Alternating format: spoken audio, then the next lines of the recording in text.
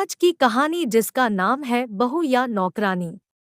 एक दर्द भरी कहानी। पूरे 4 साल बाद अश्विन कनाडा से लौटा था। कनाडा में एक ब्यूटी प्रोडक्ट्स बनाने वाली कंपनी के लिए अश्विन काम करता था। अश्विन अपने देश अपने घर लौटकर काफी खुश था।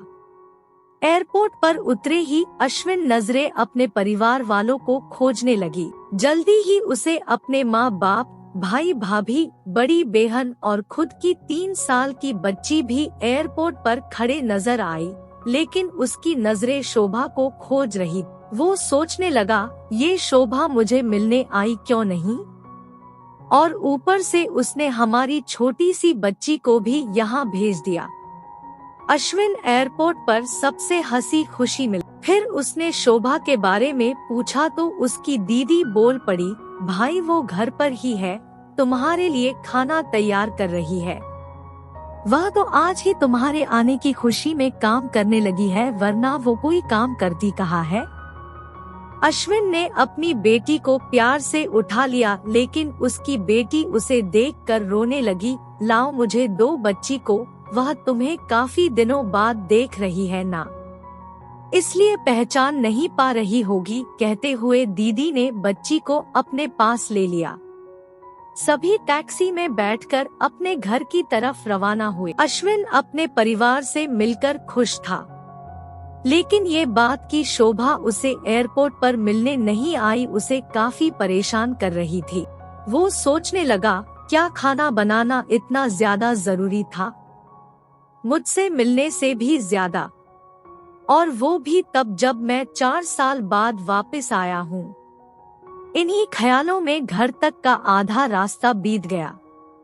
अब उसकी बच्ची उसे देखकर रो नहीं रही थी, इसलिए अश्विन उसके साथ खेलने लगा। बाकी का आधा रास्ता भी खत्म हुआ और सब घर पहुंच गए। गाड़ी की आवाज सुन शोभा बालकनी में आकर खड़ी हो गई और अश्विन की तरफ देखने लगी। अश्विन भी जैसे ही गाड़ी से उतरा उसने पहले दरवाजे की तरफ और बाद में बालकनी की तरफ नजरें घुमाई, जैसे वह सूरज को ही देखना चाहता हो। अश्विन से नजरें मिलते ही शोभा के चेहरे पर मुस्कान झलक पड़ी। अश्विन भी उसे देखकर हल्के से मुस्कुरा दिया। सभी घर के अंदर गए। शोभा सबके लिए पानी लेकर आई और सभी को पानी देने के बाद फिर से किचन में चली गई चाय बनाने के लिए। थोड़ी देर तक सभी परिवार वालों से बातें करने के बाद अश्विन शोभा को बुलाने लगा। माँ ने उसे बीच में टोकते हुए कहा, रहने दो उसे किचन में, थोड़ा काम कर लेने दो, बाद में अपने आप आ जाएगी। तुम बैठो यहाँ मेरे पास, वैसे भी कहाँ ज्यादा काम करती है वो। अश्विन यही बात दूसरी बार शोभा के बारे में सुन रहा था।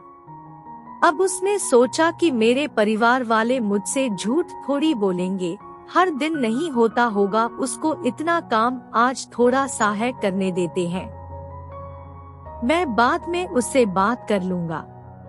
अश्विन अपने परिवार वालों से बातचीत में मगन हो गया। एक के बाद एक रिश्तेदार और पड़ोसी अश्विन को मिलने आते रहे और शोभा को किचन से बाहर निकलने का समय ही नहीं मिला। सभी के लिए चाय बनाना, नाश्ता बनाना, यही करते करते शाम हो गई। शाम होते ही अकेली शोभा इस बड़े से परिवार का खाना बनाने में जुट गई। 2 घंटे बाद सभी परिवार वाले खाना खाने के लिए डाइनिंग टेबल पर बैठे थे, सिवा शोभा के। अश्विन चाहता था कि शोभा भी उसके साथ बैठकर खाना खाए, लेकिन फिर माँ ने कहा, अगर वह भी खाना खाने बैठ जाएगी तो सबको परोसेगा कौन। सभी के खाना खाने के बाद शोभा ने अकेले खाना खाया। रात को सोने के वक्त अश्विन और शोभा अच्छे से मिल पाए। अश्विन शोभा के साथ काफी बातें करना चाहता था, लेकिन वह उसके चेहरे पर थकान और नींद देखने के बाद उसने शोभा को परेशान न करने का फैसला किया और उसे सोने दिया।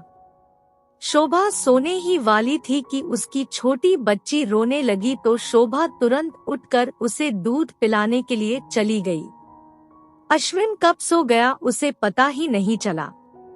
जब सुबह बच्ची की रोने की आवाज आने लगी तो अश्विन उठा और शोभा को पुकारने लगा। जब शोभा पास नहीं दिखी तो उसने बच्ची को चुप कराया और फिर से सुला दिया। अश्विन बाद में शोभा को देखने लगा तो शोभा उसे फिर से किचन में मिली, जो सुबह सुबह ही जल्दी उठकर घरवालों के चाय नाश्ते की तैयारी में लग गई थी। अब अश्विन सोचने लगा, माँ और दीदी तो कहती थी कि शोभा ज्यादा काम नहीं करती, लेकिन जो मैं देख रहा हूँ वो तो कुछ और ही है। अश्विन अब सब समझ गया था, पर वो अपनी माँ को ऐसा नहीं बोल सकता था कि शोभा से ज्यादा काम ना कराया करो, इसलिए अब उसने खुद ही शोभा की मदद करना शुरू कर दिया था। अश्विन के हाथ बटाने से शोभा को थोड़ा अच्छा लगने लगा था। पहले जहां उसका चेहरा थकान से उतरा रहता था, अब उस पर थोड़ी थोड़ी चमक आने लगी थी। अश्विन ने कुछ दिनों में ही ये महसूस कर लिया था कि शोभा अब वो शोभा नहीं रही थी जिसे अश्विन शादी करके लाया था।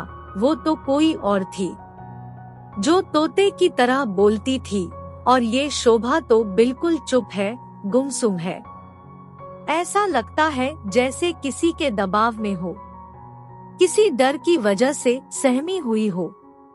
अश्विन शोभा को उसके काम में और ज्यादा मदद करने लगा। अश्विन का ऐसा व्यवहार अब घरवालों को खटकने लगा। घर के सभी बड़ों और उसकी दीदी ने मिलके अश्विन को समझाया, तुम अपनी बीबी की मदद करते हो, उससे हमें कोई ऐतराज नहीं है, लेकिन तुम्हें भी एक हद तक ही ऐसा करना चाहिए।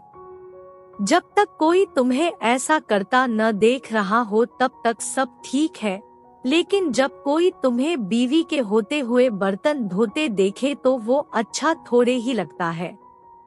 और सोचो, आगे चलकर शोभा को तुम्हारे हेल्प की आदत पड़ गई तो तुम्हारा अपना काम में ध्यान लगाना मुश्किल हो जाएगा। अश्विन हमेशा से ही अपने परिवार वालों की बात मानता आया था।